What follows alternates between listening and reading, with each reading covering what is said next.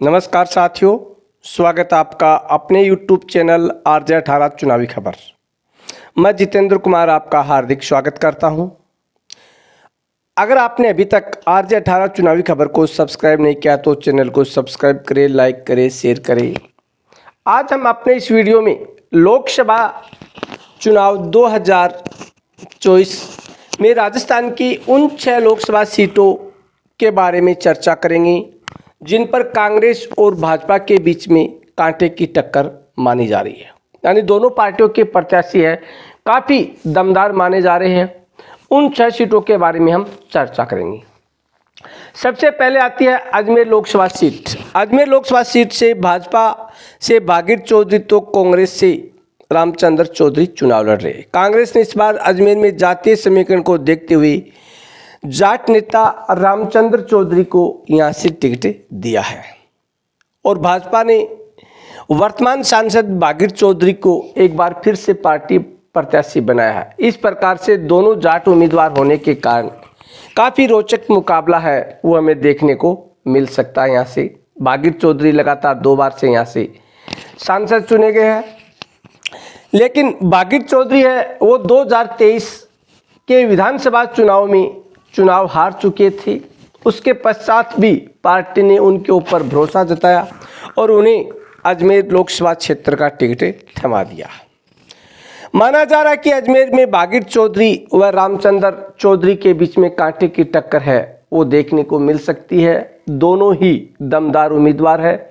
इस प्रकार से अजमेर लोकसभा सीट है वो दोनों पार्टियों के लिए काफ़ी मुकाबलेबंद सीट है। दोनों पार्टियों के प्रत्याशियों के बीच में तकड़ी टक्कर होने वाली है।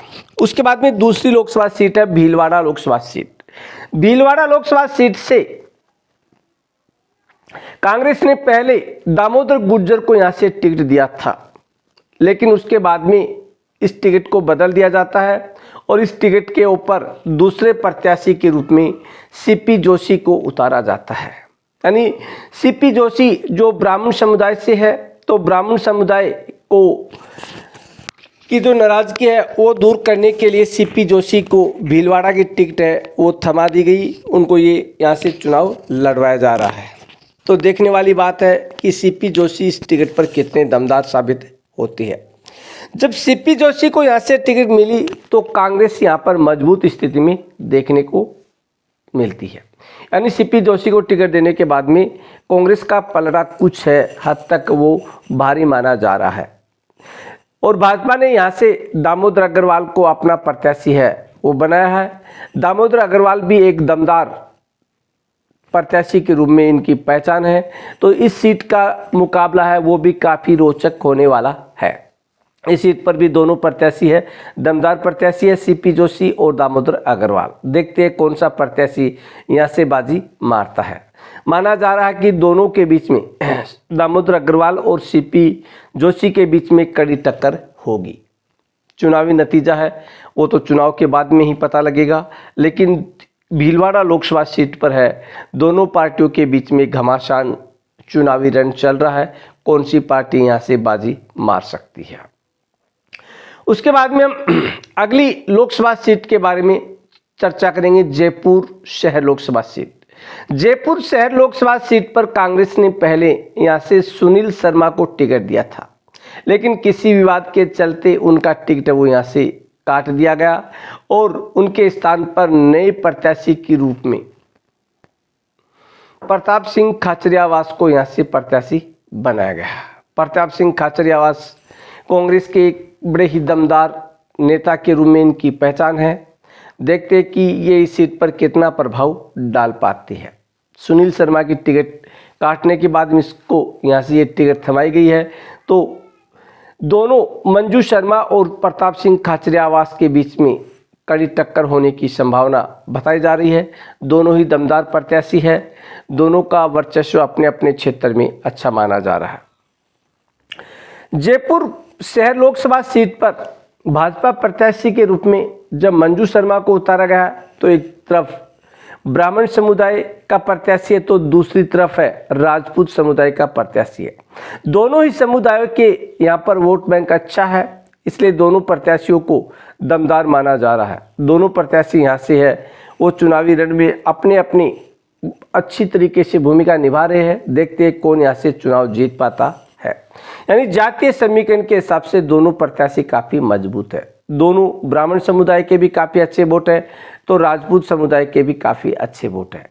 माना जाता है कि राजपूत समुदाय के वोट ज्यादातर भाजपा पार्टी को ही डाले जाते हैं, लेकिन जब प्रताप सिंह खाचरियावास मैदान में है तो ये कयास लगाए जा रहे हैं कि कुछ हद तक राजपूत है वो प्रताप सिंह खाचरियावास को भी वोट डाल सकते हैं। माना जा रहा है कि जयपुर लोकसभा सीट पर प्रताप सिंह खाचरियावास और मंजू शर्मा के बीच में कड़ी टक्कर हो सकती है। दोनों के बीच में मुकाबला है वो काफ़ी दमदार मुकाबला है। चुनावी रण में दोनों के बीच में अच्छी खासी टक्कर है। आप भी कमेंट करके जरूर बताइए कि जयपुर लोकसभा सीट से कौन सा प्रत्याशी है वो चुनाव जीत रहा है। उसके बाद में आती है राजस्थान की hot seat Jodhpur Lok Sabha seat. इस बार दोनों पार्टियों ने क्या किया कि जोधपुर लोकसभा सीट से राजपूत उम्मीदवारों को ही मैदान में उतार दिया। भाजपा पार्टी ने गजेंद्र सिंह शेखावत जो यहाँ से लगातार 2 बार के सांसद है, उनके सामने कांग्रेस पार्टी ने करण सिंह उचियारडा को यहाँ से चुनावी मैदान में लाया। भाजपा के केंद्रीय मंत्री गजेंद्र सिंह शेखावत है, तो कांग्रेस से करण सिंह उचियारडा है। दोनों ही काफी अच्छे दिग्गज नेता है, दोनों का क्षेत्र में प्रभाव है, दोनों के बीच में अच्छी खासी टक्कर देखने को मिल सकती है। राजपूत समुदाय के वोटों में सेंध मारने के लिए कांग्रेस ने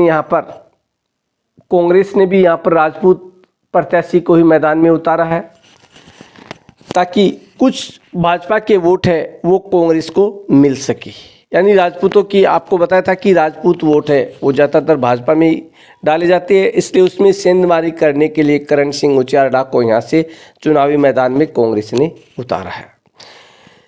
वैभव गहलोत ने पिछली बार यहाँ से चुनाव लड़ा था, उनको अभी जालोर भेज दिया गया था। माना जा रहा है कि जोधपुर की जनता भी गजेंद्र सिंह शेखावत से थोड़ी नाराज चल रही है, जिसका फायदा है कांग्रेस को मिल सकता है, इसलिए ये सीट भी काफ़ी रोचक बन चुकी है। यहाँ पर राजपूत बनाम राजपूत चुनावी माहौल है, तो देखते हैं कि कौन सा प्रत्याशी यहाँ से चुनाव जीत सकता है। लोगों का माना जाना है कि जोधपुर में गजेंद्र सिंह शेखावत और करण सिंह उचियारडा के बीच में टक्कर है वो देखने को मिल सकती है। कौन सा प्रत्याशी यहाँ से बाजी मार सकता है, कौन सा प्रत्याशी यहाँ से चुनाव जीत सकता है, ये तो आने वाला वक्त ही बताएगा। उसके बाद में अगली लोकसभा सीट है वो है पाली लोकसभा सीट। पाली लोकसभा सीट पर कांग्रेस ने संगीता बेनीवाल के रूप में एक दमदार चेहरे को चुनावी मैदान में उतारा। यानी पाली का जो चुनाव है वो जाट बनाम जाट का रखा है। दोनों पार्टियों ने जाट उम्मीदवार के रूप में अपने उम्मीदवार उतारे दोनों पार्टियों ने, तो देखते हैं कि ये चुनाव किस करवट बैठता है। भाजपा प्रत्याशी पीपी चौधरी है, वो लगातार 2 बार यहाँ से सांसद रह चुके हैं, 2 बार लगातार यहाँ से चुनाव जीत चुके हैं। उनके सामने कांग्रेस पार्टी ने भी जाट उम्मीदवार के रूप में संगीता बेनीवाल को यहाँ से चुनावी मैदान में उतारा है। तो दोनों प्रत्याशी है दमदार प्रत्याशी है। देखते हैं कि कौन सा प्रत्याशी है वो अब की बार यहाँ से अपनी पार्टी की नया पार लगाता है। लोकसभा सीट से इस बार दोनों जाट प्रत्याशी है, तो देखते हैं कि जाट समुदाय के वोट है वो किस और ज़्यादा डाले जाते हैं। अगर जाट समुदाय के वोट जिधर ज़्यादा डाले जाएंगे उधर का प्रत्याशी, उस पार्टी का प्रत्याशी ही चुनावी मैदान में फतह कर सकता है। लेकिन इस बार संगीता बेनीवाल कांग्रेस प्रत्याशी के रूप में आने से यहाँ पर चुनावी समीकरण है वो बदलते हुए नजर आ रहे हैं। पीपी चौधरी जो लगातार 2 बार यहाँ से सांसद है, उनके इस किले में कांग्रेस ने संगीता बेनीवाल को भेजा है। वो इस किले को फतह कर पाती है या नहीं कर पाती है, ये तो आने वाली 4 जून को ही पता चलेगा। लेकिन जनता का रुझान माना जा रहा है कि दोनों प्रत्याशी संगीता बेनीवाल और पीपी चौधरी के बीच में कांटे की टक्कर देखने को मिल सकती है। दोनों उम्मीदवारों के बीच में कड़ा मुकाबला माना जा रहा है।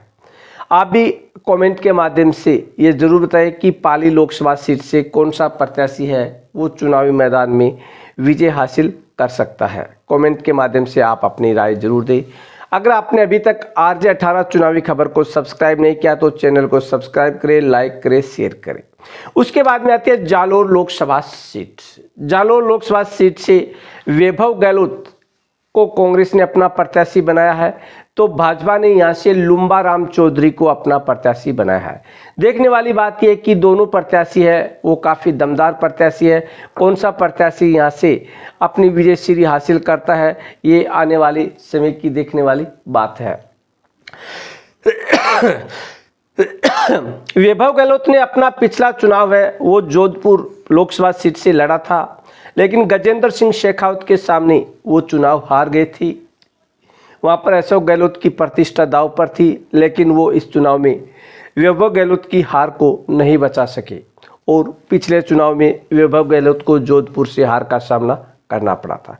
अब की बार वैभव गहलोत को जोधपुर के बजाय जालोर से चुनावी मैदान में उतारा गया है, तो देखते हैं कि जालोर में उनका क्या परिणाम आता है, ये तो आने वाला वक्त बताएगा। लेकिन लुम्बा राम यहाँ से एक मजबूत प्रत्याशी के रूप में जाने जाती है। लुम्बा राम भी काफ़ी दमदार प्रत्याशी है, तो ये सीट है वो वैभव गहलोत के लिए सुरक्षित नहीं मानी जा सकती है। यहाँ पर भी कड़ा मुकाबला होने की संभावना है। अशोक गहलोत है वो अपने बेटे वैभव गहलोत के चुनावी प्रचार में जी जान से लगे हुए हैं। जालोर में लगातार सभाएं कर रहे हैं, जनता को अपनी ओर सम्मोहित करने के लिए लगातार जनता से संवाद कर रहे हैं, मीटिंगों में भाग ले रहे हैं। देखते हैं कि उनका कितना असर जनता पे होता है, कितना नहीं होता है। एक बात और मानी जा रही है कि जालोर में जाट समुदाय के अच्छे खासे वोट हैं। अगर वैभव गहलोत जाट समुदाय के कुछ वोट पाने में सफल होता है तो ये मुकाबला काफ़ी रोचक हो सकता है। दोनों के बीच में काफ़ी अच्छी टक्कर हो सकती है। इस प्रकार से वैभव गहलोत और लुम्बा राम चौधरी के बीच में अच्छी मुकाबला होने की संभावना मानी जा रही है।